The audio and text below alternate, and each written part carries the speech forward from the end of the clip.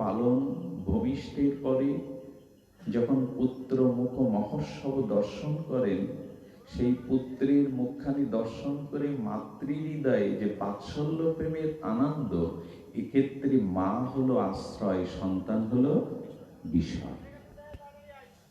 একটু অনুধাবন করতে পারলাম আমরা। যিনি আনন্দ গ্রহণ করেন তিনি আশ্রয়, আর যার থেকে আনন্দ আমরা গ্রহণ করি বা প্রাপ্ত হই তিনি হলেন বিষয়। যেমন অন্ধ বিষয়, জন্মান্ধ, কিন্তু তার হাতের যষ্টিটি হলো আশ্রয়। যষ্টিটা আশ্রয় করলেই অন্ধ ব্যক্তিটা তার লক্ষ্যে পৌঁছাতে পারে। যষ্টি ছাড়া কিন্তু অন্ধ পতিত হওয়ার তার সম্ভাবনা থাকে, পড়ে যেতে পারে, কিন্তু লাঠিটা আশ্রয় করে সে ঠিক ঠিক তার গন্তব্যে পৌঁছে যায়।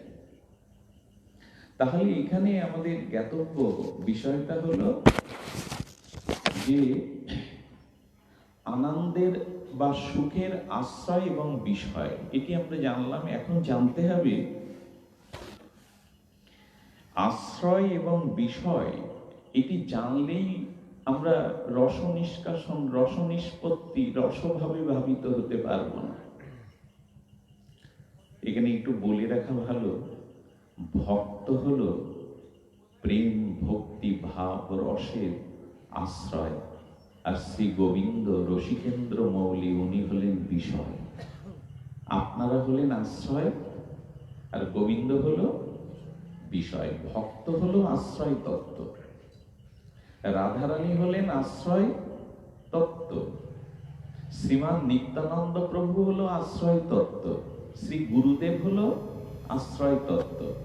শ্রী গুরু আশ্রয় তত্ত্ব, রাধা মাধব হলেন বিষয়।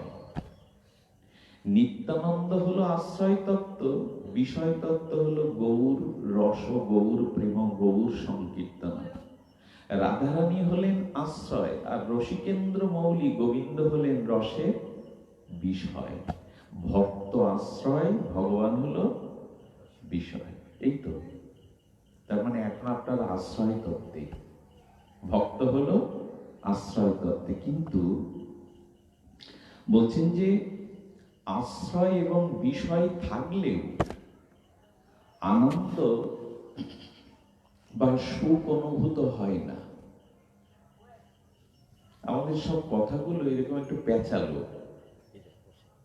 বিষয় থেকে সুখ বা আনন্দ পাবো, আশ্রয় তিনি পাবেন, কিন্তু আশ্রয় বা বিষয় দুটি থাকতেও আনন্দ অনুভূতি বা সুখানুভূতি হবে না।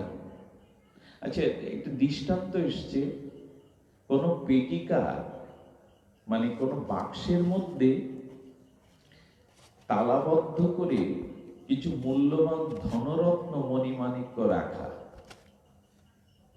এখন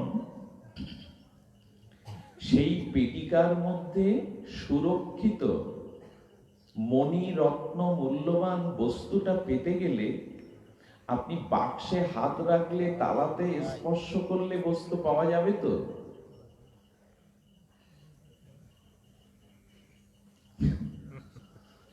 বস্তু পাওয়া যাবে তো?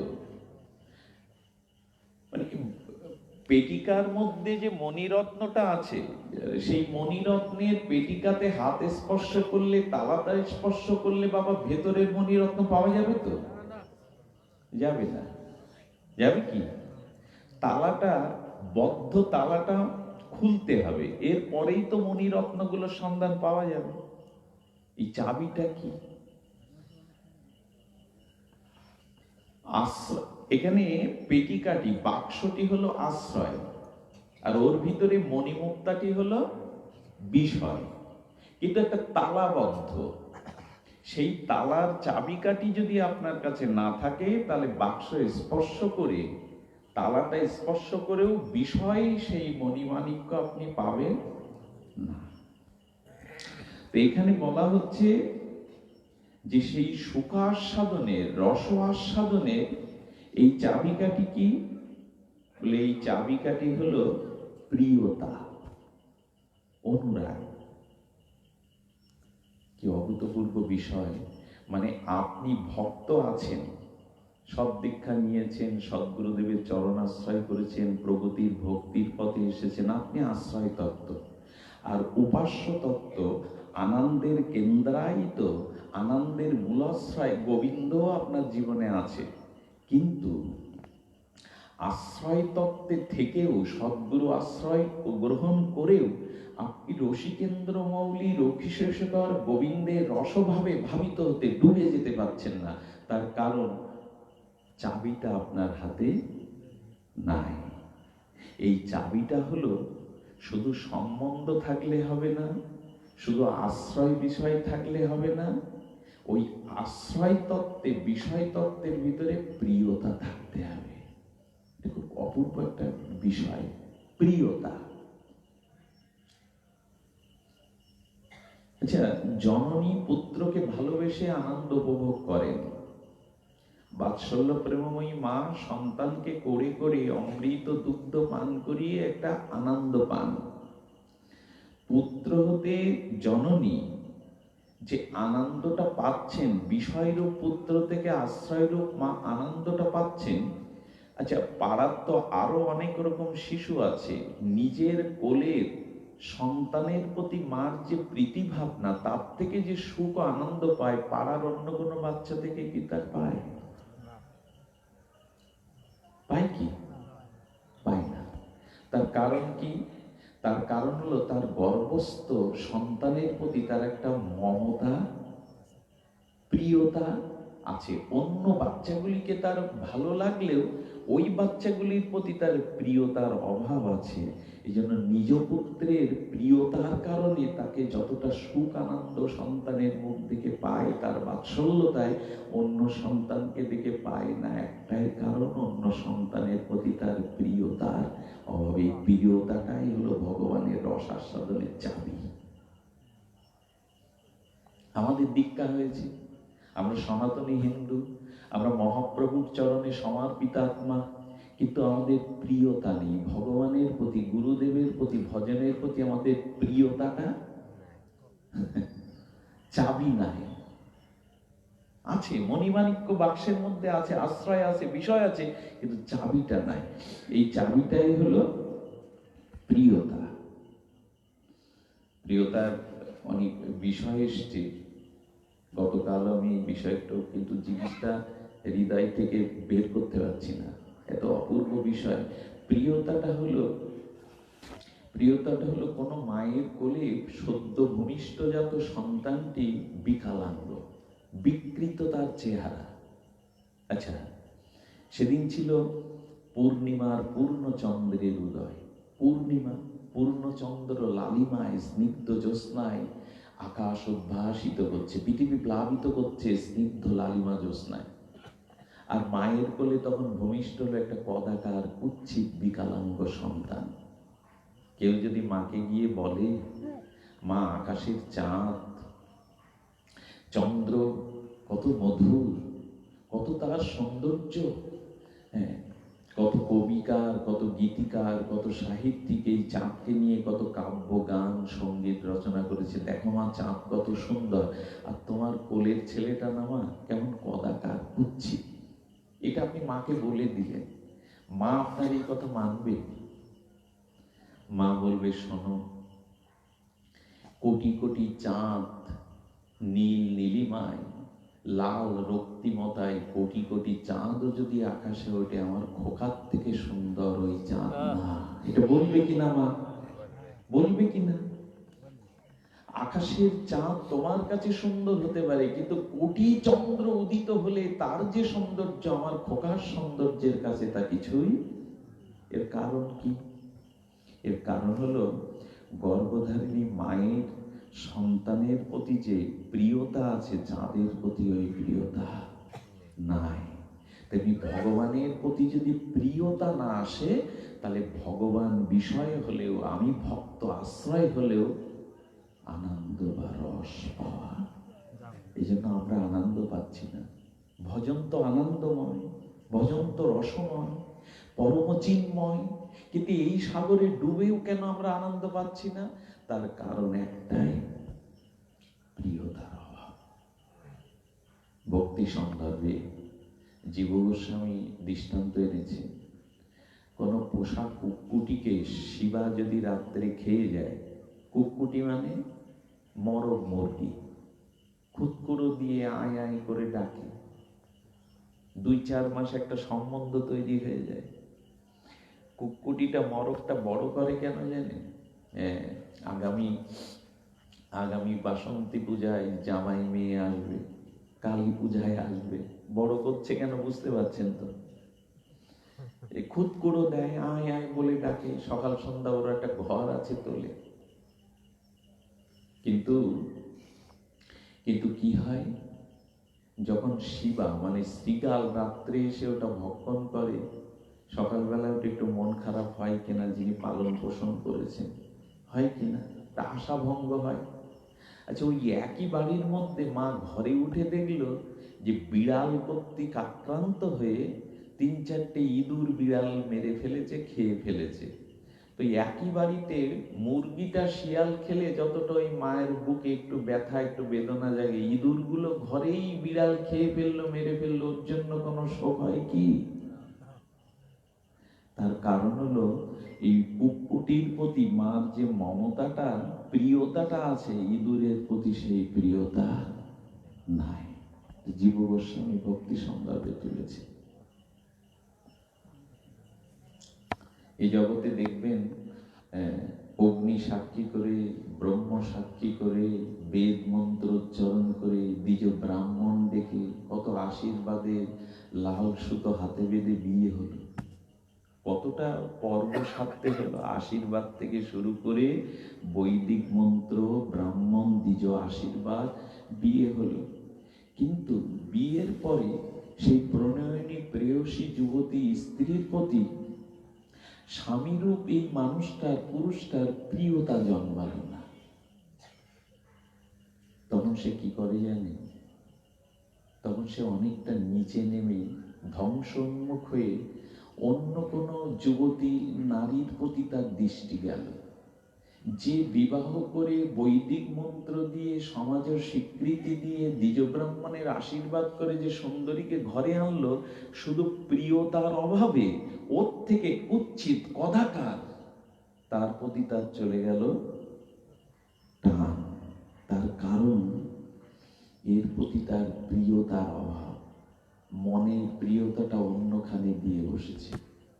তার মানে সম্বন্ধ থাকলে শুধু হবে না, সম্বন্ধের বিষয় থাকলে হবে না, মূলটা হলো প্রিয়তা। এটার অভাব আমাদের। ভগবানকে আমরা মানি, সদ্গুরুর আশ্রয় করেছি, হরিনাম সংকীর্তন করি, কিন্তু আমাদের রসসাগরে, রসভাবে আমরা ভাবিত হতে পারছি না। ভগবানের প্রতি আমাদের এখনো প্রিয়তা জন্মায়নি, প্রিয়তার বড় অভাব। আচ্ছা, একটি বস্তুর বহু গুণ থাকতে পারে, কোন বস্তু, কোন ব্যক্তি বহুবিধ গুণের সমাহার থাকতে পারে, কিন্তু প্রিয়তা না থাকলে তার কোন গুণগুলো, মহিমাগুলো, প্রিয়তার যেখানে অভাব সেখানে তার গুণগুলো চোখে ধরা পড়ে না। আর যেখানে প্রিয়তা আছে সেখানে গুণের সমাবেশ না থাকলেও তার মধ্যে বহুবিধ গুণ দেখা যায়। কোন যুবতী আসছে সামনে দিয়ে, সুদর্শন যুবক রাস্তা দিয়ে যাচ্ছে। আচ্ছা, চোখরূপ ইন্দ্রিয়কে, চক্ষুরূপ ইন্দ্রিয়কে তো বুদ্ধিপূর্বক বলতে হলো না এই সুদর্শনা সুন্দরী যুবতীর দিকে তাকান, চোখ তো আপনা আপনি চলে যায়, কোনো বুদ্ধি প্রয়োগ করতে হয় না, বল প্রয়োগ করতে হয় না। কারণ সুদর্শন যুবকের, সুদর্শনা যুবতীর প্রতি একটা স্বাভাবিক প্রিয়তা বোধ আছে, আছে কিনা? তো প্রিয়তার কারণে দৃষ্টিটা না চাইলেই চলে যায়। বিদেশে চাকরি করেন, মানে একেবারে শ্রমজীবী কাজ করেন, তো 200 টাকা মাসে ডলার পেয়ে $180 তিনি পাঠিয়ে দেন তার দুটো শিশু সন্তান আছে, তাদের প্রতিপালন, তাদের একটু দুগ্ধ খাওয়ার জন্য, তারা যাতে একটু সুস্থ স্বচ্ছ হয়ে বেঁচে থাকে। একজন বলছেন, আচ্ছা আপনি আয় করেন $200, $180 পাঠান, আপনারই তো একবেলা খাওয়া হয় না, কষ্ট হয়, কেন কিছু রেখে দিতে পারেন না? বলেন, যখন ছেলের সুসংবাদটা শুনি, ওরা ভালো আছে, হৃষ্টপুষ্ট আছে, তখন আমার এই কষ্টটা না থাকে না। তাদের সুখে থাকা, তাদের প্রিয়তার কারণে সে কষ্টটাকেও স্বীকার করে নেয়। বহুবিধ গুণ থাকলেও যদি প্রিয়তা না থাকে, তবে সেই গুণের মধ্যে গুণ সন্নিবিষ্ট আছে এটা উপলব্ধি হয় না। আর প্রিয়তা থাকলে যদি গুণ না থাকে, প্রিয়তার কারণে সেই গুণহীন বস্তুতে, বিল্বমঙ্গল ঠাকুর কি করলো? মরা লাশ ভেসে যাচ্ছে, দুর্গন্ধ, চিন্তার প্রতি তার এত প্রিয়তা, এত মমতা, সেই মরা লাশ ধরে বলছেন কি, আমি ওপারে আসবো বলে চিতা ভেলা ভাসিয়েছে আমার জন্য। মরা লাশের গন্ধটাও তার নাসিকায়। উল্টে কি ভাবলো? যে আমি এপারে চিন্তার কাছে আসবো বলে চিন্তা বড় চিন্তাশীলা হয়ে আমার জন্য ভেলা ভাসিয়েছে। কি কাণ্ড, প্রিয়তার কি কাণ্ড! প্রিয়ার কি রূপ সেই জানে যে কখনো ভালোবাসে। রূপ নাই, গুণ নাই, কিন্তু প্রিয়তা থাকলে তার ভিতরে গুণটা থাকবে। এখন নিজের কাছে একটু প্রশ্ন করি তো, আমরা ভগবানের ভোগ লাগাচ্ছি, সেবা লাগাচ্ছি, দীক্ষা নিয়েছি, তার প্রতি প্রিয়তা এসছে তো? ভগবান স্বাভাবিক, তার গুণময়তা, তার রসময়তা, প্রিয়তা, কিন্তু আমাদের কাছে ওই দিকে দৃষ্টি যায়নি। এখন আমরা আসব যে বিষয় ভেদে ভাব ও বৃত্তির ভিন্নতা থাকে, কথাগুলি একটু জানতে হবে। আশ্রয় তত্ত্ব, বিষয় তত্ত্বই হলো আমাদের স্তম্ভ। আবেগে আমরা ভেসে গেলে পাবো না, একটা ভিত করতে হবে। সেই ভিতটা হলো যে আমরা চাবির কথা বললাম, চাবি দিয়ে পেটিকার মধ্যস্থিত মণিরত্নগুলো পাবো। আচ্ছা, যে তালার যে চাবি, সেইটা না নিয়ে অন্যটা নিয়ে গেলে খুলবে? খুলবে বাবা? বলে এত পেঁচাচ্ছ কেন কথা? বলে এইটুকু ভেদ না করলে আমরা যেতে পারবো না। বললেন যে তালার তার যথাযথ চাবিটা প্রয়োগ করলেই তো খোলা যাবে, অন্য চাবিতে তো খুলবে না। তাহলে সম্বন্ধ তত্ত্ব, আশ্রয় তত্ত্ব, বিষয় তত্ত্ব থেকে আনন্দ, রস, অনুভূতি আনতে গেলে, রসে ভাবিত হতে গেলে, রসে ডুবতে গেলে আপনাকে কি করতে হবে? কোন রূপ ভাব, কোন রূপ বৃত্তি নিলে প্রিয়তাটা আসবে, অনুরাগটা আসবে, সেই ভাব বা বৃত্তি আগে আপনার ভিতরে জাগা দরকার। মানে যে তালার সেই চাবিটা দরকার। তাহলে কোন ভাব বা কোন বৃত্তি এলে প্রিয়তা জন্মাবে ভগবানের প্রতি, গুরুদেবের প্রতি? সঠিক চাবিটা তো নিতে হবে। মানে তো সেই সঠিক চাবিটা, মানে এখানে বৃত্তির বিষয় আছে। বৃত্তি এবং গুণ, কর্ম, অনুশাসনে যে প্রকার, সেই প্রকারেরই আপনার বিষয় থেকে আনন্দ, প্রেম, এটি উপলব্ধি হবে। আচ্ছা, আপনি একজন ব্যক্তি, স্ত্রীর কাছ থেকে, কন্যার কাছ থেকে, সন্তানের কাছ থেকে আপনি সমভাবে ভাব কি উপলব্ধি পান? বাবা এখানে কথা বললো না বাবা। একজন ব্যক্তি, সে কারো পিতা, কারো স্বামী, কারো ভ্রাতা। আচ্ছা, এই একই ব্যক্তি বিভিন্ন সম্পর্কের ব্যক্তির কাছে একই রকম ভাব, একই রকম অনুরাগ, ভালোবাসা কি পায়? স্ত্রীর শরীরে, নিজের স্ত্রীর প্রপঞ্চময় দেহে যা যা উপাদান, নিজের মায়ের শরীরেও তো সেই একই উপাদান। কিন্তু মায়ের প্রতি সন্তানের যে ভাবনা, আর প্রেয়সীর প্রতি ভাবনাটা, শরীরের তত্ত্ব ওই একই পঞ্চতত্ত্ব, রক্ত মাংস হলেও ভাব বা অনুভব একরকম আসে কি? তার মানে যে চাবি ওই তালাটা খুলবে, সেই চাবিটা, সেই কর্ম, সেই ভাব এবং সেই বৃত্তি দরকার, যে বৃত্তি, যে কর্ম, যে ভাবের দ্বারা গেলে বিষয় থেকে আশ্রয় পরমানন্দ রস পাবে, ওই চাবিটাই লাগবে। তো সেই চাবিটা হলো বৃত্তি। এখন মানুষের বৃত্তি একরকম নয়। আচ্ছা, একটা দৃষ্টান্ত দিই, দেখুন। বৃত্তি পশুরা ত্যাগ করেনি, মানুষ ত্যাগ করেছে। আচ্ছা, কোনো গাভী মায়ের সামনে 5 দিন উপবাসী, কোনো গাভী গোমাতাকে 5 দিন আপনি তার আহার দেননি, তো 5 দিন ক্ষুধার্ত গোমাতার সামনে কিছু মাংস রেখে দিলে ওর বৃত্তি ছেড়ে ওটা খাবে তো? ওর যে বৃত্তি, ঘাস কুটো তৃণ, ওর ওই বৃত্তিটা ছেড়ে দিয়ে মাংসগুলো খাবে তো? আচ্ছা, যদি বাঘের সামনে 7 দিন ক্ষুধার্ত কোনো বাঘের সামনে তৃণগুলো ঝুড়ি ভরে দেন, ওর বৃত্তি ত্যাগ করবে তো? পশুরা, জানোয়ার যারা, তারা তাদের বৃত্তি ধর্ম থেকে, স্বভাব ধর্ম থেকে তারা চ্যুত হয়নি, তারা স্খলিত হয়নি। কিন্তু দুঃখের বিষয়, আমার মতো মানুষ তার স্বভাব বৃত্তি থেকে অনেক অনেক দূরে সরে গেছে। স্বভাব আর বৃত্তি, এই জন্য জন্তু জানোয়ারের জন্য হরিকথা না, কারণ ওরা ওদের বৃত্তি বা স্বভাব পরিত্যাগ করে। গাভীটা মরে গেলেও মাংস খাবে না, বাঘটা মরে গেলেও তৃণ কখনো গ্রহণ করবে না, কারণ বৃত্তি বা স্বভাব থেকে মরে গেলে ওরা চ্যুত হবে না। কিন্তু মানুষ তার বৃত্তি আর স্বভাব থেকে চ্যুত হয়ে গেছে। আমাদের বৃত্তি, আমাদের স্বভাবটা কিসের জন্য? কৃষ্ণ ভজিবার তরে সংসারে আইন, ভগবানের ভজনের জন্যই এই জন্মটা। অন্য সব অনেক দূরে, অন্য সব অনেক দূরে। এগুলো দ্বিতীয় সাবজেক্ট। আমার জীবনের প্রধান, আমার জীবনের মুখ্যটা হলো ভগবানের ভজন। এই বৃত্তি থেকে মানুষ এখন অনেক দূরে সরে গেছে।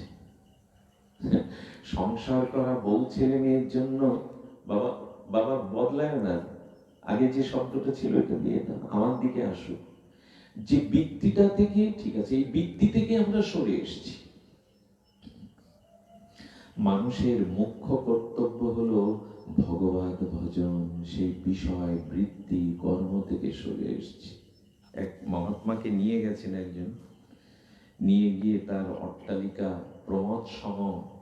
প্রমোদ সম অট্টালিকায় নিয়ে বলছেন, প্রভুজি, এটি হলো সিঙ্গেল রুম, এটি হলো ডবল রুম, এটি হলো বেডরুম, এটি হলো কিচেন রুম।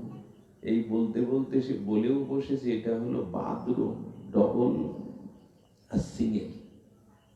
বুঝতে পেরেছেন তো? এটা সিঙ্গেল রুম, এটা ডবল রুম, এটা বেডরুম, এটা প্রেমানন্দ কি কিচেন রুম।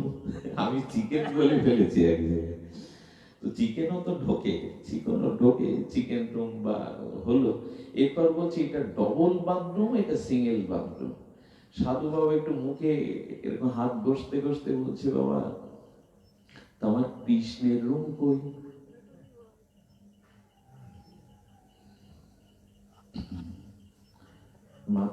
মাথা চুলকাতে চুলকাতে বলছে, এই যে ফাঁকা জায়গাটা দেখছেন, এইখানে আমি করব বলে মনে সংকল্প করেছি যে এইখানে এই গোবিন্দের মন্দিরটা করব। আমাদের জীবনে এটাই হলো অভিশাপ। যার বস্তু তাকে আগে দিলে না, আগে প্রসাদের আগে ভোগ করে নিজের জীবনে নিলে, এই জন্য তোমার জীবনে অভিশাপ চলে আসলো। ওই ঘরের মধ্যে সব আছে, শান্তি নেই, কল্যাণ নেই, সুখ নেই। কারণ যাকে অর্পণ করলে, যাকে নিবেদন করলে শান্তি, সুখ, কল্যাণটা আসে, তাকে না দিয়ে বলছো কি বাথরুম এটা, কিন্তু যার রুম তার রুমটা বাকি রেখে দিয়েছো, ওটা পরে কখনো করা যাবে।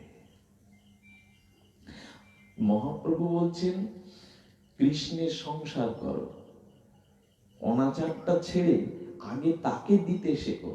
কেন গীতার এই মন্ত্র এখানে এমন কেউ নেই যে তার মুখস্থ নাই।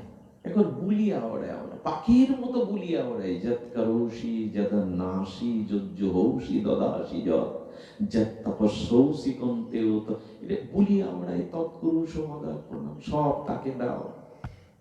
নজরুল গীতি গাইতে গাইতে ফেনা তুলে দি মুখে, কি দিয়ে পুজিব ভগবান, আমার বলিতে কিছু নাই হরি, সবই যে তোমার দান। খুব ফেনা তুলে দি মুখে, আমার বলিতে কিছু নাই হরি, সবই যে তোমার। হাতে তালিও পড়ে নজরুল গীতি গাইতে গেলে, আমার বলিতে কিছু নাই হরি, তুমি যা কিছু আহার করো, যা কিছু করো, আগে আমাকে নিবেদন করো, না হলে ওটা অভিশপ্ত হবে। দুঃখের বিষয়। আচ্ছা, কেন অভিশাপ হবে জানেন? যেদিন হনুমানের লেজে আগুন দিয়ে দিল দশানন যে পুড়ে মরুক, তো রাবণের এটা জানা ছিল না, কোন সজ্জনের গুণে হিংসা করে তাকে যদি হিংসায় জ্বালিয়ে পুড়িয়ে মারতে হয়, তাহলে তার সুনাম আরো বাড়ে, আর যে আগুন জ্বালায় সেই পুড়ে মারে। কোন সজ্জনকে, কোন গুণী মানুষকে হিংসায় যদি জ্বালাতে চান, হনুমান বলছেন তার লেজ আরো বেড়ে যাবে, সুনাম বেড়ে যাবে। যে জ্বালাতে চায় তার ঘর পুড়বে। হনুমান যখন বলছেন দাও চাঁদা দাও, রাবণ বলছে ওর লেজ বাড়ছে, তা আরো কাপড় আনো, আরো ঘি আনো, বেশি করে পুড়ো। হনুমান যখন আগুন লেগে গেল তখন বললো চাঁদা তো সব ঘরেই দিয়েছে, বলির পাঠার মাংস প্রসাদটা যারা চাঁদা দেয় তাদের ঘরে তো প্যাকেট করে পাঠাতে হয়, আমিও দিই, সব ঘরে আগুন লাগাচ্ছে। লাগাতে লাগাতে একটা ঘরের সামনে গিয়ে থেমে গেছে, এই ঘরে আগুন লাগানো যাবে না, এই ঘরে কোনো তাপ লাগানো যাবে না, এটা হলো বিভীষণের ঘর। ওইখানে রাম নাম লেখা, তুলসী মঞ্জুরি রাখা। হনুমান থমকে দাঁড়িয়ে বললেন এই বাড়ি থেকে কোনো চাঁদা যায়নি, এই বাড়িতে প্রসাদ দেওয়া যাবে না, এটা পোড়ানো যাবে না। এর দ্বারা বাল্মীকিকার কি শেখালো? যদি ঘরটা কৃষ্ণের করতে পারো, রামের করতে পারো, তাহলে অশান্তির আগুনে পুড়বে না, দাও দাও করে পুড়বে না। কথাগুলি এত মর্মস্পর্শী না? এগুলো অনুধাবনের বিষয়, বলে কয়ে এগুলো হয় না। কাউকে বলে কয়ে এটা হবে না যে তোমার জীবনের সর্বস্ব।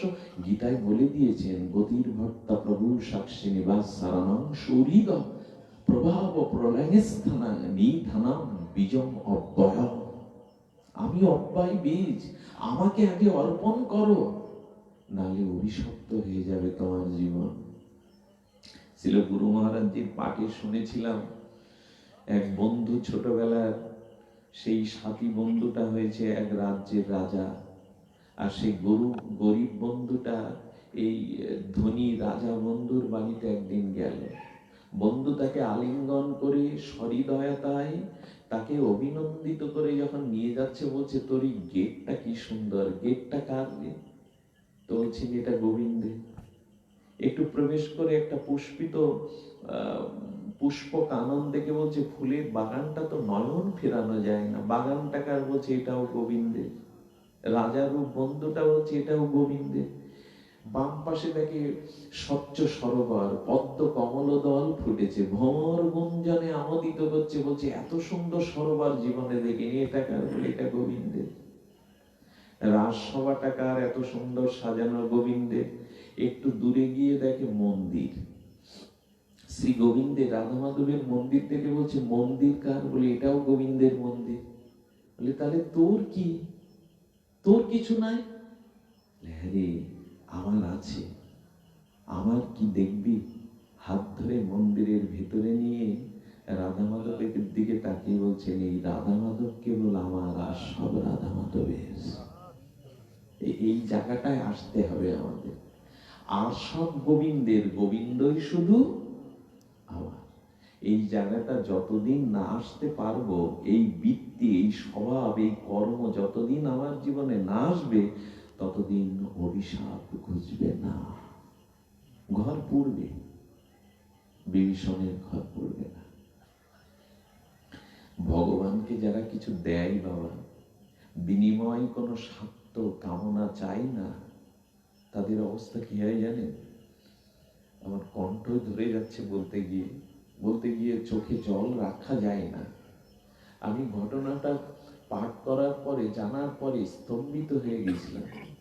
অযোধ্যার রাজসিংহাসনে রঘুপতি রাম ও মা জানকী বসেছেন। হনুমানেরও একটা আসন আছে একটু নিচে। হনুমান বসে বারবার রঘুপতি রাজীব লোচন তার প্রিয়তম রামের মুখপানে, পদ্ম কমল মুখপানের সৌন্দর্যে যেন ভৃঙ্গ ভ্রমর হয়ে হনুমান বারবার তাকাচ্ছে। রামচন্দ্র তিনি হনুমানদের দিকে তাকাতে যাচ্ছেন অথচ পাচ্ছেন না, দৃষ্টি দিতে যাচ্ছেন অথচ তাকাতে পাচ্ছেন না। যতবার হনুমানের দিকে তাকাতে যায় ততবার সীতার দিকে তাকিয়ে বসছে, মা জানকীর দিকে তাকাচ্ছেন। মা সীতা এটা লক্ষ্য করেছে সারাদিন এই একই দৃশ্যপট। হনুমান যতবার তাকাতে যায়, রাজীব লোচন রঘুপতি রামচন্দ্র ততবার হনুমানের দিকে চেষ্টা করেও তাকাতে না পেরে দৃষ্টিটা মা জানকীর দিকে দেয়। রাত্রে সেবার পরে শুভ অবসরে মা জানকী জিজ্ঞাসা করছেন, প্রভু হনুমান তোমার কি হয়? বলে, সীতা হনুমান আমার পুত্র, আমার সন্তান। তো সন্তানের দিকে পিতা বুঝি তাকায় না? বারবার হনুমানের দৃষ্টিকে উপেক্ষা করে তুমি আমার দিকে তাকাচ্ছিলে কেন? সীতা, কিষ্কিন্ধার রাজ্য সুগ্রীব পেল, কিন্তু এই সুগ্রীবকে মিলিয়ে দিয়েছিল রাজ্য হনুমান। আমার সাথে বন্ধুত্ব ওই হনুমানের জন্য, ওই ওর রাজ্য ফিরিয়ে দিয়েছে। বিভীষণকে আমি চিনতাম না, কিন্তু বিভীষণকে আমার চরণে সমর্পিত করে হনুমান লঙ্কার অধিপতি করেছে। জানো সীতা, আমার হনুমান না থাকলে অযোধ্যার সিংহাসনে আমি রামও বসতে পারতাম না, এটাও তার দান। এমনকি তোমাকে হারিয়ে আমি বিবশ হয়েছিলাম, হনুমানই তোমার সন্ধান দিয়েছিল। আমার জীবনের যা কিছু আমার এই মানস পুত্র হনুমান থেকে আমি পেয়েছি। বললেন, তাতে তুমি তাকাতে, তাতে তো আরো বেশি করে ওর দিকে তাকাবে, তাকে তো দৃষ্টিটা ওর দিকেই বেশি দেবে, কেন তাকাচ্ছ না? জানো জানো আজ পর্যন্ত হনুমান আমার কাছে কোনোদিন কিছু চাইনি, না রাজ্য, না মন্ত্রিত্ব, না সুনাম, কোনো কিছুই চাইনি। তো কি হয় জানো সীতা, কোন মহাজনের কাছ থেকে কোন গরিব দুঃখী যখন ঋণ নেয়, সেই ঋণ পরিশোধ না করতে পারলে সে নিজেকে অপরাধী জ্ঞান করে। আর সেই ঋণগ্রস্ত অপরাধী ব্যক্তি মহাজনের চোখে চোখ দিয়ে তাকাতে পারে না, কথা বলতে পারে না। ও আমাকে প্রভু বলে ঠিকই, কিন্তু ওর সেবার কাছে, ওর নিষ্কিঞ্চনতার কাছে, ওর প্রেমের কাছে আমি বড় ঋণী। তাই ওর চোখে চোখ দেওয়ার মতো ক্ষমতা নেই, সে সাহস আমার নেই। ভগবান নিজেকে ঋণী মনে করে। হরিদাসকে দেখে মহাপ্রভু বলছেন, তোমার স্পর্শী পবিত্র হইতে হরিদাস, তুমি দূরে সরে যেও না। আমি তোমাকে একটা বারের জন্য আলিঙ্গন করতে চাই, এসো হরিদাস। আমি তোমাকে বলছেন, প্রভু আমি অস্পৃশ্য, আমি পামর, আমাকে স্পর্শ করলে তোমার প্রেমময় কাঞ্চন এই দিব্য চিন্ময় শরীর অপবিত্র হবে। প্রভু ছুঁয়ো না, ছুঁয়ো না। কিন্তু প্রভু যে কথাটি বললেন, তোমার স্পর্শী পবিত্র হইতে, আচ্ছা তার মানে অপবিত্র কোন পবিত্র বস্তু বা গঙ্গা জলকে স্পর্শ করে পবিত্র হয়? তো মহাপ্রভু রাধা কৃষ্ণ মিলিত তনু, প্রেমের পারাবার, তিনি পরতত্ত্ব, তার ভিতরে অপবিত্রতা কি আছে যে হরিদাসকে ছুঁয়ে সেই অপবিত্রতা পবিত্র হতে হবে? প্রভু তোমার মধ্যে তো খাদ নাই, সোনার মধ্যে খাদ আছে, কিন্তু তুমি রাধা ভাব নিয়েছিল, রাধা কান্তি নিয়ে তোমার ভিতরে, তুমি হরিদাসকে অপবিত্র কিসের জন্য স্পর্শ করে পবিত্র হবে? মহাপ্রভু বলছেন, আমি ওকে স্পর্শ করে আলিঙ্গন দিয়ে পবিত্র হব কেন জানো? একটা কারণে আমি অপবিত্র, সেটা হলো এই জগতে সকলেই সকল কিছু চেয়েছে, কেউ মুক্তি, কেউ মোক্ষ, কেউ বা আমার চরণের চেয়েছে, কিন্তু হরিদাস হরিদাস আজ পর্যন্ত আমার চরণে কিছু চাইনি, একটা ঘরও বাঁধেনি। আমি একটা জগন্নাথের প্রসাদী দন্তকাষ্ঠের একটা বকুল বৃক্ষ তৈরি করে দিয়েছি, ও তার তলায় থাকে, ঘরেও থাকে না। আমার থেকে বহু আগে সন্ন্যাস নিয়েছি, কিন্তু সন্ন্যাসীর অভিমান নেই। হরিদাস আমার কাছে কিছু চাইলো, সেই চাইলো হলো তোমার আগে যেন আমি মরে যাই, তোমার অদর্শন যেন দেখতে নাই। চাইলো জীবনে একবার, তাও এটাই। এই জন্য যে ভক্ত আমাকে ভালোবাসে, আমাকে সর্বস্ব অর্পণ করেও আমার কাছে জগতে কিছু চাই না, আমার সুখ ব্যতীত, আমার সেবা ব্যতীত আমার কাছে সকামনা বাসনা স্বার্থ কিছু চাই না, ওই ভক্তের কাছে দেখলে, আমার সামনে এলে আমি অপবিত্র জ্ঞান করি, আর ওই ভক্তকে স্পর্শ করি যাতে আমার পবিত্র হতে পারি আমি। ঋণ হলে, যে ঋণগ্রস্ত ব্যক্তি, সে মহাজন দেখলে নিজেকে একটু অপবিত্র দেয়। ভগবান এই জায়গায় নেমেছে। এই জন্য বাবা, যেটুকু করবেন ভগবানের জন্য, সেটুকু নিজের কোনো স্বার্থ রাখবেন না। ভাগবত অনুষ্ঠান যেদিন হবে, হরিনাম যেদিন হবে, অন্য কোনো পর্ব রাখবেন না। এইটা এখানে এক জায়গায় করবেন না। ভগবানকে বসিয়ে রেখে, ভগবানকে সামনে রেখে অন্য গুণকীর্তন করতে গেলে আমরা অনেকটা পিছিয়ে যাব। সব জায়গা ক্ষেত্রটা এক নয়, সব ক্ষেত্রটা এক নয়, এক করা উচিত না। ভগবানকে সামনে রেখে, শুধু ভগবানের এই জন্মটা পাওয়া হয়েছে ওই জন্যই। মহাত্মা গান্ধী যখন গীতা পড়তে শুরু করলেন, তখন চেয়ারে বসা বন্ধ করে দিলেন। ওই মানুষটা 15 দিন ঘরে দৌড় বন্ধ করে নির্বাক থেকে একটু ভগবত চিন্তা করছেন। এপিজে আব্দুল কালাম, ভারতের প্রাক্তন প্রেসিডেন্ট, তার জীবন আদর্শ যদি দেখেন, আড়ম্বর ছিল না। মৃত্যুর পর এই পরমাণু বিজ্ঞানী, এই ভারতের অন্যতম একজন সফল প্রেসিডেন্ট, মৃত্যুর পরে তার কোনো ব্যাংক ব্যালেন্স পাওয়া যায়নি, কিছু গ্রন্থ ছাড়া। এরাও অনেক উপরে ছিল, কিন্তু তার জীবনে, এপিজে আব্দুল কালামের জীবনে তার আইডিয়াল হলো শ্রীমদ্ ভাগবত গীতা। স্যান্ডেল পায়ে ঘুরতে, আড়ম্বর ছিল না তার। আমি এই কথাগুলো এই বলছি, যারা ভগবানকে ভালোবাসে তারা এমনি করে নিবেদিতাত্ময় তাকে পরিপূরণের চেষ্টা করে। আচ্ছা, হনুমান, রাম, সীতা, লক্ষ্মণ যেখানে দাঁড়িয়ে হনুমানকে লক্ষ্য করেছেন, উনি কোথায়? আপনারা দেখবেন হনুমানের কোনো ছবি রামের সম্মুখে না, সামনাসামনি না। এইখানে রাম, সীতা, লক্ষ্মণ আর হনুমান বসেছে রামের বাম চরণের এক পাশে। হনুমান বলছে, চরণের এক পাশে কেন জানো? মধ্য সাগরে যখন কেউ ডুবে যায়, নিমজ্জিত হয়, তখন মাটি না পাওয়া পর্যন্ত তার ডুবে যাওয়ার, মরে যাওয়ার সম্ভাবনা থাকে। যখনই মাটি আশ্রয় পায়, তখন আর সে ডুবে যেতে, ভেসে যেতে পারে না। তা আমার মনে হয় এই সংসার সাগরে রামের চরণের পাশে যদি থাকা যায়, প্রভুর চরণের পাশে, তাহলে আর ডুবে মরতে হয় না। সামনাসামনি মাঝখানে দাঁড়াবার অধিকার নাই তো আমার। এই জন্য ভগবানকে সামনে রেখে, তার গুণমহিমা ব্যতীত আমি কাউকে এখানে সমালোচনা করার অধিকার আমার নেই। আমি সে অধিকারী নাও। আমি কাউকেও বিন্দু মাত্র সমালোচনা না করে, কাউকে বিন্দু মাত্র আমি তাকে কোনো কিছু প্রতিপন্ন না করে অনুরোধ করব যে যেদিন ভগবানের গুণকীর্তন মহিমা হবে, সেদিন আমরা সকলেই তার চরণ কমল বসে তার মহিমা গুণকীর্তনই করব। সবকিছু দরকার জগতে, সমাজ, সংসার, রাজনীতি, অর্থনীতি, সব দরকার, কিন্তু সবগুলোকে এক জায়গায় করা উচিত নয়। যথাযথ রূপে আমরা আমাদের মূল আলোচনায় ফিরে আসি।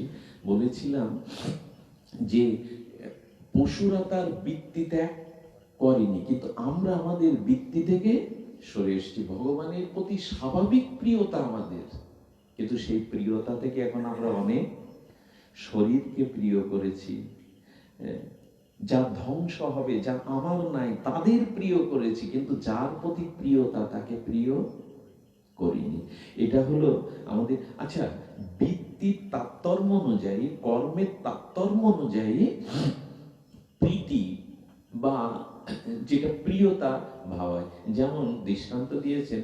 আচ্ছা, শূকরের বৃত্তির দ্বারা সে যার থেকে প্রিয়তা অনুভব করে, একটা মানুষ কি সেই বৃত্তি বা সেই ভাব দ্বারা শূকরের সুখটা অনুভূতি করবে? শূকর ড্রেনের দূষিত জলের মধ্যে ডুবে থেকে, শূকর কি করে? ড্রেনের দূষিত জলের মধ্যে ডুবিয়ে শরীরটাকে সুখ পায়, পায় কিনা বাবা? শূকরটা ড্রেনের দূষিত পোকামাকড় জলের ভিতরে শরীরটাকে ডুবিয়ে দিয়ে তার বৃত্তি, তার কর্ম স্বভাব ওখানেই সুখ। মানুষের বৃত্তি কি তাই? মানুষ সুখকে ওইভাবে খোঁজে কি বাবা? সে তো সুখ পুরো পালনকে শুয়েই তো মানুষ সুখ পায়। তাহলে শূকরের সুখ পাওয়ার বৃত্তি আর মানুষের সুখ পাওয়ার বৃত্তি ভিন্ন কিনা? ভিন্ন কিনা? অবশ্যই ভিন্ন। দুজনই কিন্তু সুখ পাচ্ছে। শূকরটা দূষিত জলের মধ্যে শরীর ডুবিয়েও সুখ পাচ্ছে, আর ফেনিবিল, দুগ্ধ ফেনিবিল শয্যায় শুয়েও, অরুণদার এসব রেডি থাকে তাই তো কি করে, যে সেও সুখ পাচ্ছে। আচ্ছা, দুজনই তো সুখ পাচ্ছে, কিন্তু এক একজনের আচ্ছা, শূকরের সামনে যদি অমৃত দেন,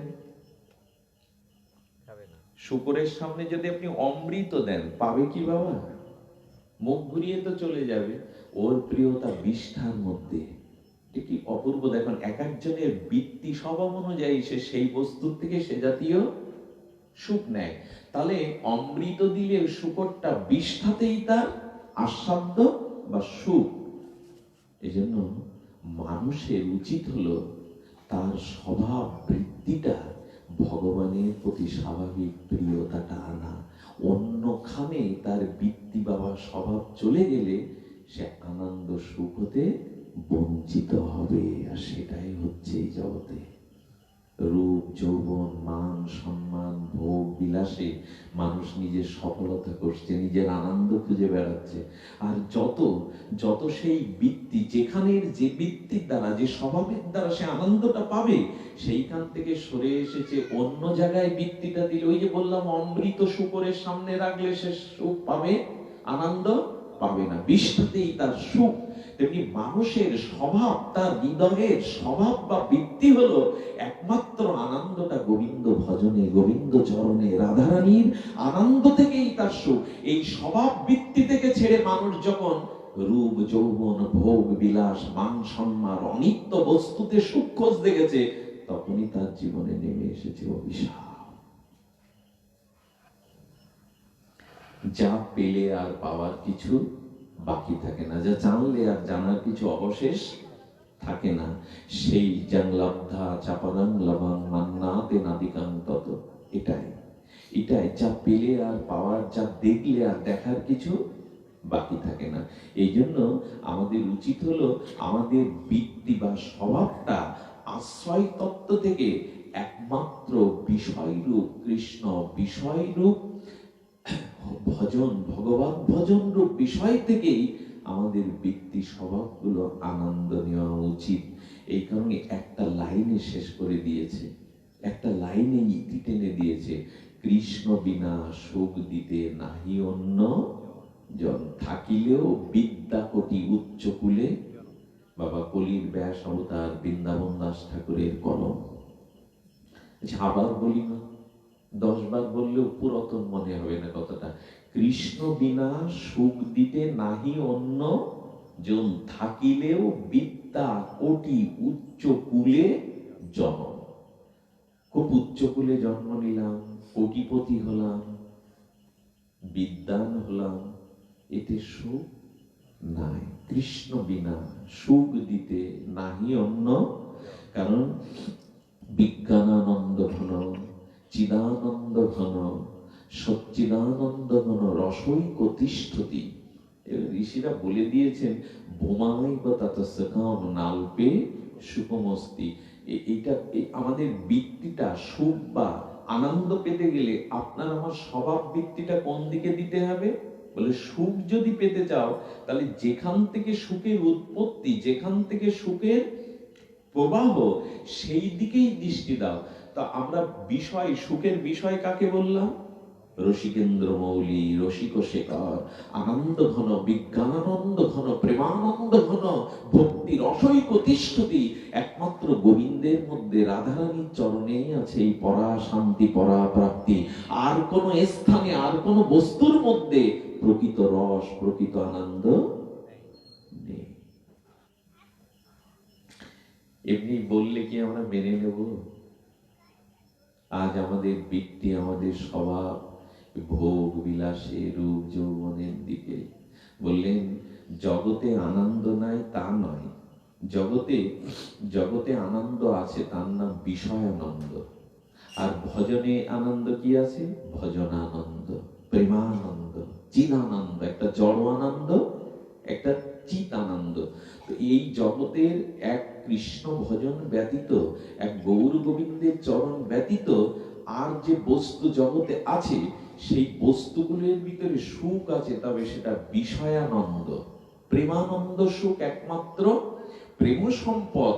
ভজনে ছাড়া, রাধা গোবিন্দ চরণে ছাড়া প্রেমরূপ সম্পদ আর কোথাও। কথাগুলো বোম পাড়ানি কথা। নির্মলদাকে দেখতাম, পরম শ্রদ্ধেয় আমাদের বাংলাদেশের যিনি ভাগবত প্রবক্তা, ভাগবত গঙ্গান্তরী, উনি আমাকে মাঝে মাঝে বলছেন, দাদা তত্ত্বগত যখন বলি সবার ঘুম পায়, নিতে পারে না, কিন্তু লীলা কথা যখন সহজ করে বলা হয় তখন সবাই আনন্দ পায়। কিন্তু একটা জিনিস জানবেন, তত্ত্ব না জেনে লীলাতে চলে গেলে খুব তাড়াতাড়ি স্খলিত হতে হবে, ওই ভাবটা স্থায়ী হবে না। তত্ত্ব না জেনে আপনি যদি লীলা রসে ডুবতে যান তাহলে ওটা স্থায়ী হবে না, ওইটা স্থায়ী হয়নি। এই জন্য যে ব্যক্তি তত্ত্ব, একটু তত্ত্ব জেনে আমাদের প্রবেশ করতে হবে। তাহলে সুখের আধার, সুখের আশ্রয় একমাত্র ভজনে, একমাত্র গোবিন্দ স্মরণে, গোবিন্দ চিন্তনে, গোবিন্দ অনুধ্যানে, লীলা স্মরণেই আছে প্রেমানন্দ, ভগবত স্মরণেই আছে প্রেমানন্দ। অন্য কোনোখানে এই আনন্দের সংজ্ঞাটি নাই, অন্য কোনোখানে এটি পাওয়া যাবে না। তবে বিষয় আনন্দের মধ্যে যে আনন্দ, যেটা আমরা মাতামাতিতে মেতে আছি, এই আনন্দটা পরিণাম দুঃখ, পরিণাম অভিশাপ। যে আনন্দটা এখন আমরা বিষয় থেকে পাচ্ছি এটা আনন্দ, তবে এর পরিণাম হলো দুঃখময় পরিণাম। জগতে অন্যের প্রতি প্রিয়তা আনতে গেলে, অন্যের প্রতি প্রিয়তা দিতে গেলে সেখান থেকে দুঃখ পেতেই হবে, কষ্ট পেতেই হবে। এই জন্য ছায়াতে, কায়া এবং ছায়া, আমার দেহটা হলো কায়া, আর এর থেকে যে ছায়াটা পড়েছে সেটা আমারই ছায়া, আমারই দেহেরই একটা প্রতিবিম্ব। কিন্তু ছায়ার কোনো ক্ষুধা, তৃষ্ণা, অনুরাগ, প্রীতি, ব্যথা এই অনুভূতি নাই। কিন্তু যার থেকে ছায়াটা পড়েছে সেই কায়ার ক্ষুধা, তৃষ্ণা, আনন্দ, বেদনার অনুভূতি আছে। তাই শ্রী গোবিন্দ একটা ছায়ারূপ সুখ এই বিষয়ের মধ্যে দিয়ে দিয়েছে। কিন্তু ছায়াতে যেমন অনুভূতি নাই, ক্ষুধা, তৃষ্ণা, সুখানুভূতি, দুঃখানুভূতি ছায়াতে নাই। যার থেকে পড়েছে ছায়াটা সেই কায়া দেহের আছে। তেমনি ভগবান বলছেন এই মানুষগুলোকে বাঁচিয়ে রাখার জন্য রূপ, যৌবন, মান, সম্মান, যশ, খ্যাতি, পঞ্চ বিষয়, রূপ, রস, গন্ধ এটা দিয়েছি, তবে এটা ছায়া মাত্র, এতে প্রকৃত সুখ নাই। তাই যদি থাকতো, রামচন্দ্র বিয়ে করে আনলো, বাসর রাত, সুন্দরী, শুধু সুন্দরী নয়, অপরূপ সুন্দরী, সেই স্ত্রীর দিকে একবারও তাকিয়ে জানলা খুলে কোন দিকে তাকিয়েছেন? তাকিয়েছেন শ্রীনিবাস আচার্যের জাজি গ্রামের দিকে। স্ত্রী একটু নরম সুরে, অনুরাগ সুরে বলছেন প্রণাম করে, আমাকে বুঝি আপনার পছন্দ হয়নি, আমি বুঝি আপনার যোগ্য না। আমাকে বিবাহ করে ফুলশয্যায় বাসরে এনে আপনি বাতায়ন খুলে উদাসভাবে তাকিয়ে কাঁদছেন, ব্যথার কারণ, অশ্রুর কারণ কি আমি? তখনই হঠাৎ মনে করে যে আমি বাসর রাতে তো স্ত্রীকে বলছে ক্ষমা করে দাও। আমি যখন পালকি থেকে নেমেছিলাম তখন আচার্য প্রভু জাজিগ্রামে বটবৃক্ষের তলে বসে পাঠ করছিল ভাগবত।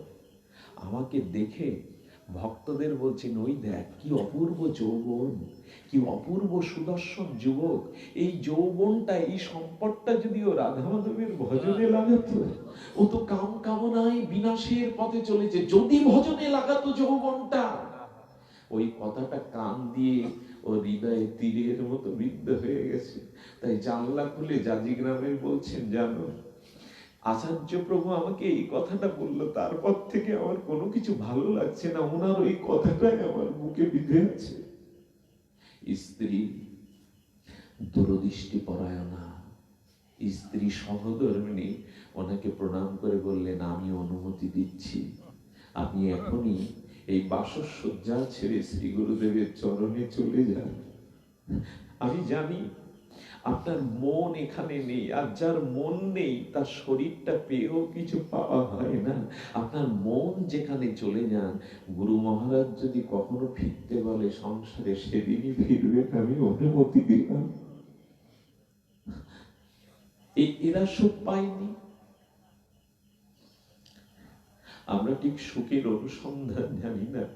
বিষ্ণুপ্রিয়া দেবী যেদিন সন্ন্যাসে মহাপ্রভু নবদ্বীপ ছেড়ে চলে যায়, সমস্ত বৃক্ষ লতা আকাশ সমস্ত পক্ষীগুলো পুরো নবদ্বীপ ক্রন্দনে রত। কেন জানেন? গৌর আর নবদ্বীপে আসবে। মহাপ্রভুর হৃদয়টা বিদীর্ণ হয়ে কাঁদছেন। প্রভু বৃক্ষের দিকে তাকিয়ে বলছে, এই বৃক্ষে আর ফল পাবো না, এই ছায়, এই সুরধনী গঙ্গায় আর সাঁতার কাটবো না, এই নবদ্বীপের ধূলিকণা ছেড়ে চিরদিনের মতো আমি চললাম, কারণ সন্ন্যাসীরা মাতৃভূমিতে দ্বিতীয় আর আসতে নেই। সবাই দেখছে ঘরের কোণে পোড়া আগুনে পোড়া একটা লাশের মতো দাঁড়িয়ে আছে বিষ্ণুপ্রিয়া। কিরে পোড়ার মুখী? সকলেই গৌরের জন্য কাঁদছে, তার বদনটা শেষবারের মতো সবাই দেখবার জন্য তুই দেখবি না? তুই দেখবি না?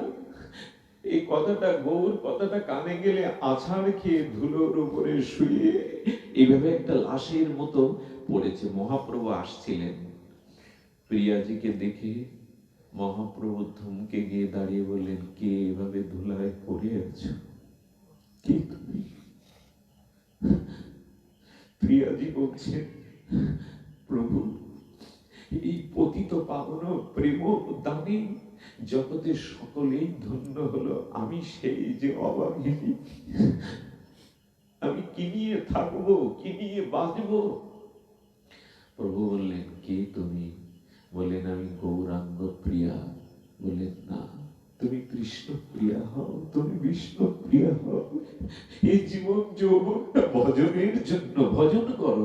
খড়মখানা খুলে খেয়ে বললেন, এটি ঘরে নিয়ে গিয়ে ভজনের কৃষ্ণ নাম, কৃষ্ণ ভজনের মধ্যে নিজেকে ডোবাও।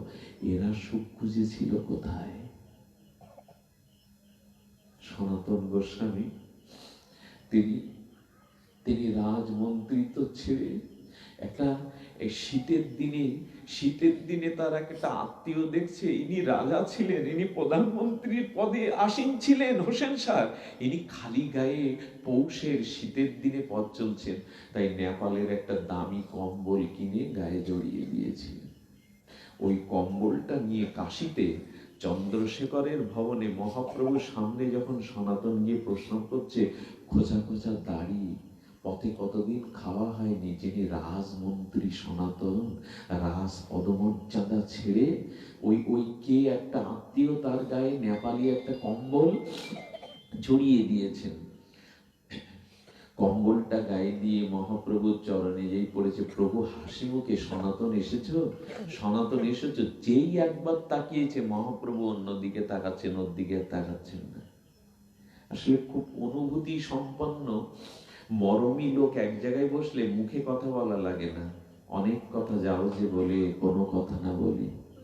মহাপ্রভু যেন মনে মনে বললেন, জীবকে বৈরাগ্য ত্যাগ শিক্ষা তোমার শরীর দিয়ে আমি দেব, তুমি যদি রাস কম্বল, ভোট কম্বল, দামি কম্বল গায়ে দিয়ে জড়িয়ে আমার চরণে এসো, তাহলে জীব ত্যাগ বৈরাগ্য শিখবে না সনাতন? তুমি রোগ সপ্তাহে এসেও একটু রোগ কেন সাথে নিয়ে আসছো, ওইটুকু ত্যাগ করতে পারলেন না? এটি কিন্তু মনে মনে বললেন। সনাতন অনুভবী, পরম পরম রসজ্ঞ শুধু নয়, পরম অনুভবী। তিনি বুঝলেন আমার এই কম্বলটাই কাল হয়ে দাঁড়িয়েছে, সব ত্যাগ করেছি, কিন্তু এইটুকু দেহ সুখের উন্নত বস্তুটা, বস্ত্রটা ত্যাগ করতে পারিনি। সনাতন দৌড়ে বাসে আইলো। বাইরে এসে দেখছে এক নদীর ধারে এক বাঙালি ভিখারি শতছিদ্র ময়লা কাঁথাটা একটু জলে চুবিয়ে রৌদ্রে শুকাতে দিয়েছে।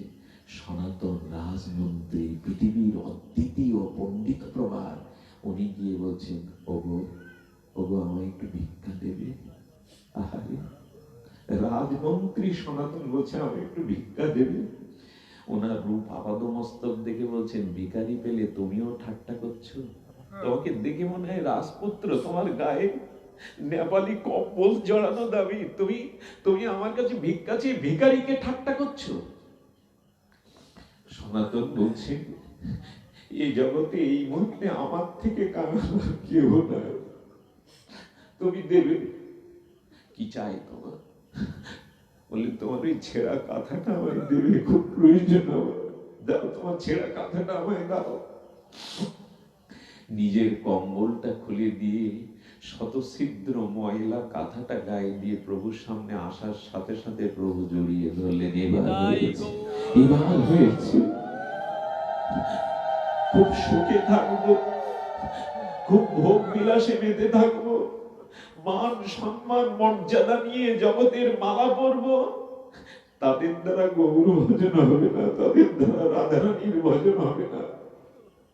শ্যাম সুন্দর পণ্ডিতের মতো অদ্বিতীয় জগৎ বিখ্যাত নৈয়ায়িক একটা 25 টাকা ছেঁড়া চাদর গায়ে দিয়ে রাধা কুণ্ডে ভজন করছেন জঙ্গলের মধ্যে পড়ে থেকে। ওদের হবে না তো আমাদের হবে। এখনো চোখের লালসা যায়নি, এখনো জিহ্বার লালসা যায়নি। এই বৃত্তি নাম বল্লানো পর্যন্ত ভগবানের প্রতি প্রিয়তা।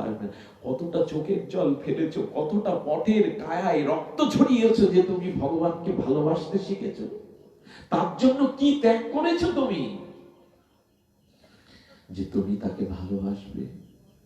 এই জন্য ভগবানের প্রতি প্রিয়তা তখনই আসবে যখন নিজের ভোগ, নিজের আত্মসুখ জলাঞ্জলি দিয়ে শুধু তার সুখের চিন্তা করতে পারবে। তার সুখটা কি করে হবে, তাকে আনন্দ কি করে দিতে পারবো। সমস্ত নিখিল শাস্ত্রের সার কথা হলো সর্বস্ব দিয়ে তাকে সুখী করো, তাকে সেবা করো। এই বেশিক্ষণ বলবার সময় নেই। আমি প্রায় 40 মিনিট এসে এখানে অবস্থান করছিলাম, আরো সময় পেতাম, কিন্তু কিছুটা সময় চলে গেল। আমার মনে হয় এই জায়গাটা রেখে দিলে অন্যায় হবে। আমি ভূমিকা করেছিলাম, একটু ভূমিকার শেষ প্রান্তে আসি। সেটি হলো, আচ্ছা দেখবেন এখানে কি বলেছে, যে যে বিষয়ের প্রিয় তিনি সেই বিষয়ের ভক্ত। যে যে বিষয়ের প্রিয়, শুনুন আবার কথাটি, যে যে বিষয়ের প্রিয় তিনি সেই বিষয়ের ভক্ত। যেমন কাহরে যদি বিষয়ের প্রতি প্রিয়তা থাকে, হ্যাঁ, তাহলে তিনি সেই বিষয়ের ভক্ত রূপে পরিগণিত হন।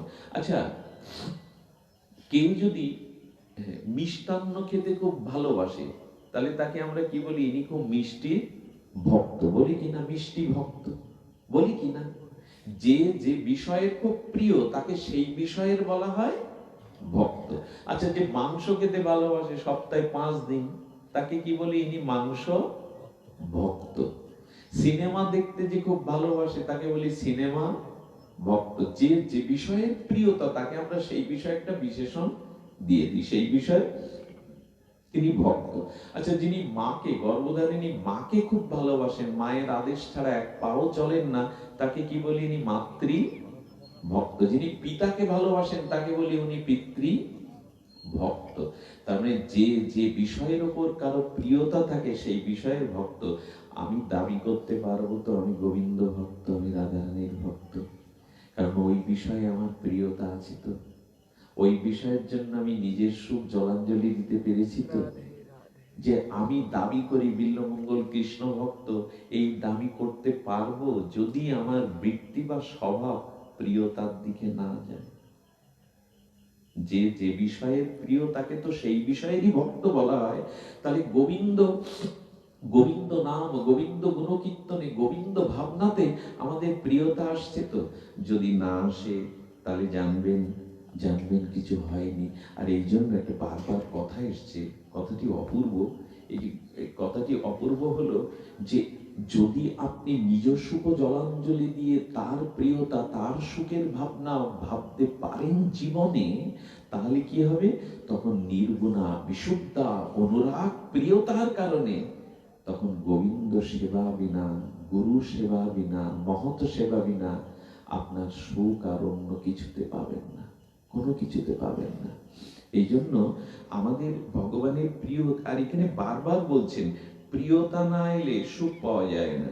কি বলেছেন? বলেছেন দেখুন, নৃসিংহ অবতার অবতীর্ণ হলেন আর হিরণ্যকশিপুরকে উদর চিনলেন। হিরণ্যকশিপুর নৃসিংহদেবকে দেখে তার প্রিয়তা আসেনি, তার ভালোবাসা আসেনি। সে ওই প্রভুর শ্রীহস্তেই, নৃসিংহ মূর্তিতেই পতন হয়ে গেলেন। কিন্তু প্রহ্লাদকে দেখা মাত্র, প্রহ্লাদকে নৃসিংহদেবকে দেখে ভয় পেয়েছিলেন না আনন্দে তার কোলে উঠেছিলেন? আনন্দেই কোলে উঠেছিলেন। তার মানে ভক্তি শূন্য দুর্যোধন কৃষ্ণকে পেয়েও পাওয়া, কথাটি বারবার আসে, দুর্যোধন কৃষ্ণকে পেয়েও পাওয়া হয়নি। হয়েছিল কি? হয়নি। এই জন্য প্রিয়তা যদি না থাকে তাহলে কংসের মতো পেয়েও না পাওয়ার মতো, পাওয়ার মতো কি না? আর নৃসিংহদেবকে পেয়ে প্রহ্লাদ কোলে উঠে লেহন করছে, আনন্দে আনন্দে হাসছে। কিন্তু নৃসিংহদেব দেখলেন হিরণ্যকশিপুর, তো হিরণ্যকশিপুরকে দেখে কিছু হলো কি? আচ্ছা, গোবিন্দের চরণ চিন্তা করেই ভক্তরা কেঁদে আকুল হয়, ভাবে ডুবে যায়। আর চানুর মুষ্টিক সেই গোবিন্দের চরণ ধরে কুস্তি করলেন। একবার নিচে গোবিন্দ পড়ে, একবার চানুর মুষ্টি উপরে, হাত ধরাধরি, পার ধরাধরি। চানুর মুষ্টিক বলছে কৃষ্ণ না এই বজ্রর মতো কঠিন। আচ্ছা, যার চরণ চিন্তা করলেই ভক্ত চোখের জলে ভাব জগতের রসে ডুবে যায়, সেই চরণে চরণে বুকে বুক দিয়ে চানুর মুষ্টি কুস্তি লড়ছে কৃষ্ণের সাথে। ওদের অনুভূতি হলো না কেন? ওরা জমের মতো, ওরা কেন বজ্রের মতো কঠোর মনে করলো? বললো প্রিয়তা না থাকলে ভগবানকে পেয়েও পাওয়া হয় না, ভগবানকে পেয়েও পাওয়া হয় না। আমি বারবার ওই একটা কথায়, ভক্তি না থাকলে, প্রিয়তা না থাকলে ভগবানকে আস্বাদন করা যায় না। আরেকটি কথা বলি, একটু লীলা আশ্রয় করে পাঠ বিশ্রাম করি। সেই কথাটি হলো, যদি প্রিয়তা না আসে তাহলে সুখ এবং আনন্দ, যেটি বললাম, এই সুখ আর আনন্দ আসে রস থেকে। এই কথাটাই কিন্তু বাদ পড়ে গেল। এটি বাদ পড়লে এই কথাটির একটা অঙ্গহানি হয়ে যাবে। সুখ বা আনন্দ কিসে থেকে আসে? রস থেকে। এই রস যে বস্তুতে নেয় সেখানে প্রিয়তা বা আনন্দ বা সুখ পাওয়া যাবে না। রস, রস কাকে বলে? চমৎকারিত্ব আস্বাদিত বস্তুই হলো রস। যে বস্তুতে আস্বাদন হয় এবং আস্বাদনটা চমৎকারী হয় তাকে বলে রস। আবার বলি, যে বস্তু থেকে, যে বস্তুর দ্বারা আস্বাদিত হওয়া যায় এবং আস্বাদনের ভিতরে চমৎকারিত্ব থাকে তাকে বলে রস। তো প্রিয়তাই কেবল এই রসটাকে খরাতে পারে। আচ্ছা, প্রিয়তা কেমন? শিউলির সাথে খেজুর গাছের প্রিয়তা আছে, কারণ ওর সাথে ওর জানাশোনা বোঝা আছে। আপনার হাতে একটা কাঁচি দড়ি দিয়ে দিলে আপনি রস নিষ্কাশন করতে পারবেন খেজুর গাছ থেকে শিউলি ছাড়া? রসটা আপনি পাবেন? কখনো পাবেন না। আপনি গাছ কেটে ফেললেও ওর থেকে রস আবিষ্কার করতে পারবেন না। এই জন্য বলছেন গোবিন্দ বিষয় রস, এটা রসিকজন ছাড়া, ভাবুকজন ছাড়া এই রস কেউ আস্বাদন করতে পারে না। আমরা আছি জগতে অনেকেই রসিক ও ভাবুক ছাড়া এই রস কেউ আস্বাদন করতে পারে না। যেমন পঞ্চম বর্ষীয় বালিকাকে দাম্পত্য সুখের কথা বোঝানো যায় না, তেমনি রসিক না হলে, ভাবুকজন না হলে এই আনন্দটা কখনো হয় না। আনন্দ কখনো কোনোদিনও আমরা উপলব্ধি করতে পারবো না। এই জন্য প্রিয়তা যেখানে যত গাঢ়ত্ব, প্রিয়তা যেখানে যত ঘনীভূত, সেইখানেই রসটা বেড়ে। খেজুরের রসটা, আখের রসটা শুধু জাল দিলে হবে না, ধীরে ধীরে দেখবেন ওই রসটা আরো আস্বাদনময়, আরো চমৎকারিত হয়ে যায়। আখের রসটা আনলাম, জাল দিলে হেয় পদার্থটা ছেঁকে ছেঁকে বাদ দিলাম, ওইটা জমে গিয়ে গুড় হলো, গুড় থেকে চিনি হলো, চিনি থেকে মিশ্রি হলো, মিশ্রি থেকে সীতা মিশ্রি হলো। খালি দুগ্ধটা তো দুগ্ধই, দুগ্ধটা থেকে দই হলো, মাখন হলো, ঘৃত হলো। তেমন যদি প্রিয়তা থাকে, সেই প্রিয়তার মধ্য থেকে খরিত হয় রস। আর ভগবান হলেন রসিকেন্দ্র মৌলি, রসিক শেখর।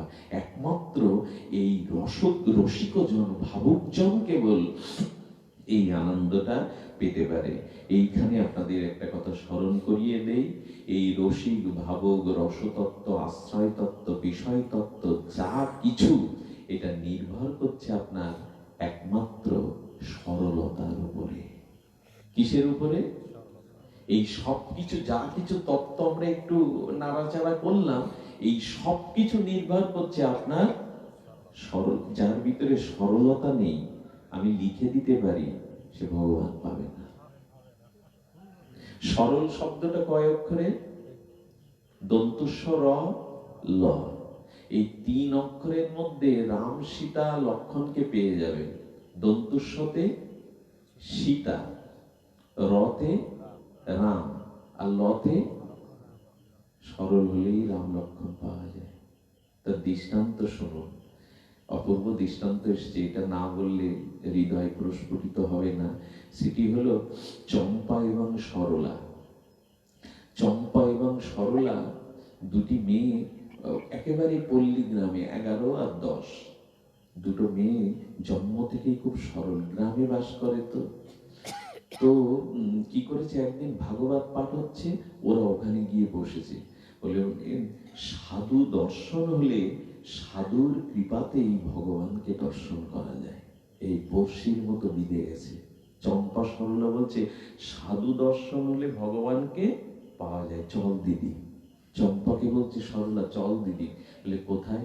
বলে 20 কিলোমিটার 25 কিলোমিটার দূরে যমুনা, বৃন্দাবনের যমুনা, যমুনার তীরে অনেক সাধু থাকে, চল না একটু গোবিন্দকে দেখে আসি, সাধু দেখলেই তো গোবিন্দ পাওয়া যাবে। চম্পা সরলা এসে কালিন্দী যমুনার কোলে দাঁড়িয়ে দেখছে এক সাধু বাবা আসছে, একটা থলে ঘাড়ে। সেদিনের ঘটনা, বেশি দিন আগে না। একটা থলে ঘাড়ে করে আসছে, ওরা একটু লুকিয়ে পড়েছে। সাধু বাবা করেছে কি, থলেটা রেখে একটু জলপাত্র নিয়ে শৌচ বাহ্যক্রিয়া করার জন্য একটু জঙ্গলের ভেতরে গেছে, বনের ভেতরে গেছে। এই ফাঁকে সরলা আর চম্পা এসে করেছে কি, সাধুর ব্যাগের মধ্যে হাত দিয়েছে। সাধু দেখেছে, বললেন দেখ কি ভাগ্য, ভাগবত পাঠ শুনে এলাম যে সাধু দর্শনেই ভগবত দর্শন হয়, সাধু সামনে দেখা পেল, এখন ভগবানকে থলের মধ্যে পাওয়া যাবে। সাধু দেখেছি তো ভগবানের কৃপা হবে, তিনি দেখা দেবেন। থলের থেকে বের করছে একটা রামায়ণ, ছোট একটা মহাভারত, নামের থলে, গোপীচন্দন, এইসব বের করার পরে দেখি ছোট্ট একটা বাক্স, স্টিলের ছোট বাক্স। বললেন ও ভগবান তো সবার সামনে দেখাতে নেই, মনে হয় এর মধ্যে, এই পেটিকার মধ্যে। তো সরলা বলছে সাধু যদি এসে যায়, বলেন তাহলে আমি পাহারা দিচ্ছি, দূরে দাঁড়াচ্ছি, তুই খোঁজ করে দেখ পেটিকার মধ্যে আমাদের ভগবান আছে কিনা। সরলা করেছি কি, পেটিকাটা আগলা করার সাথে সাথে গোবিন্দ মূর্তিটা বসা, ওর মধ্যে বিগ্রহ, ওই বিগ্রহে ফুল জল দেয় সাধু বাবা। ওইটা দেখে বলছেন ঠাকুর, হ্যাঁ তবে শেষ পর্যন্ত তোমাকে দেখলাম, কিন্তু প্রভু চোখে জল এসে বলছেন, প্রভু এই সাধু তোমাকে এরকম কষ্ট দেয়, এর মধ্যে এরকম করে আটকে রেখেছে তোমায়, ঠাকুর তুমি বাইরে এসো। ওর মধ্যে তো আমরা থাকলে তো বন্ধ হয়ে যাবে, এসো ঠাকুর। বাইরে আসার পরে একটা সাদা রুমাল ছিল, সেই রুমালের উপরে বসিয়ে বলছে, প্রভু এর মধ্যে তোমায় বদ্ধ করে রাখতে রাখতে তোমার হাত পাটা বেঁকে গেছে না ঠাকুর, এইভাবে বসাতেও তোমার হাত পাটা বেঁকে গেছে। চম্পাকে বলছে, চম্পা এই সাধু বাবা বাক্সের মধ্যে পেটিকার মধ্যে রাখতে রাখতে আমাদের ঠাকুরের হাত পাটা বেঁকে গেছে, আশা পদ্মাসনে বসা, হাত পা।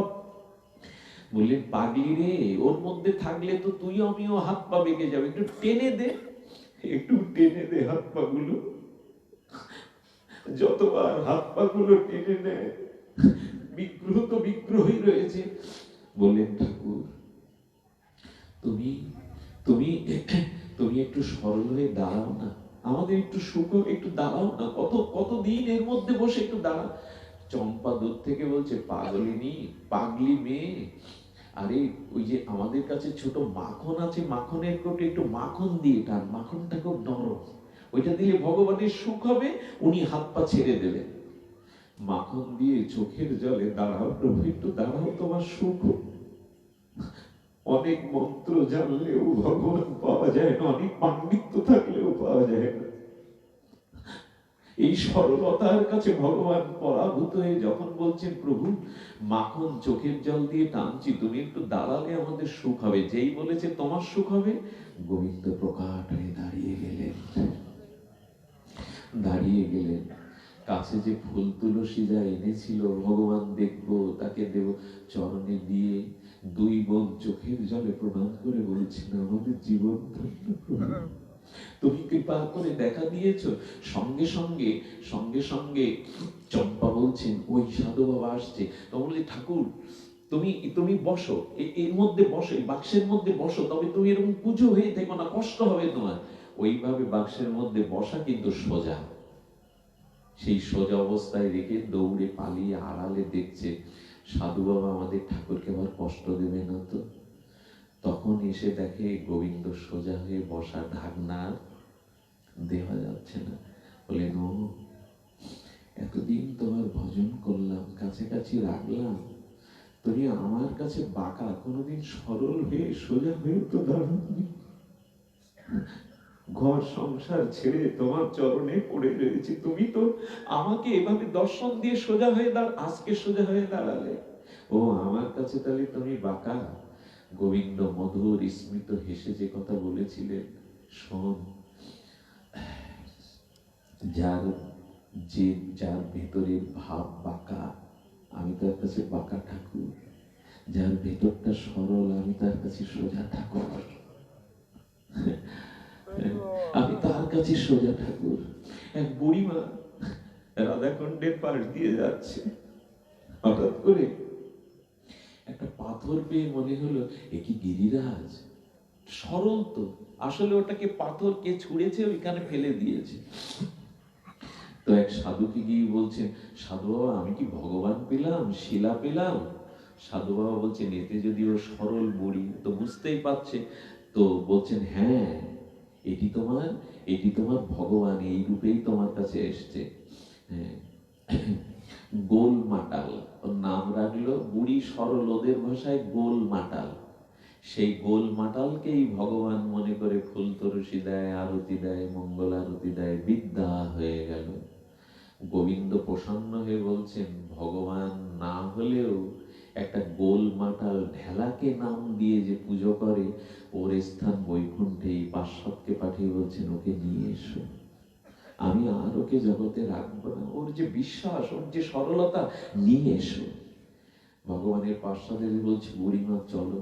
বলে, বাবা বৈকুণ্ঠ দেখাও আর যা দেখাও, এই গোল মাটাল ওকে ছেড়ে তো আমি কোথাও যাব না, ওকে ছেড়ে আমি কোথাও যাব না। গোবিন্দকে গিয়ে বলছেন, তুমি যাও প্রভু, ও আমার সাথে গোল মাটাল ছেড়ে আসবে না। আচ্ছা, একটা ঢেলা বৈকুণ্ঠে যাবে তো, যাওয়ার নিয়ম আছে তো। পার্শ্বদ ফিরে গেল।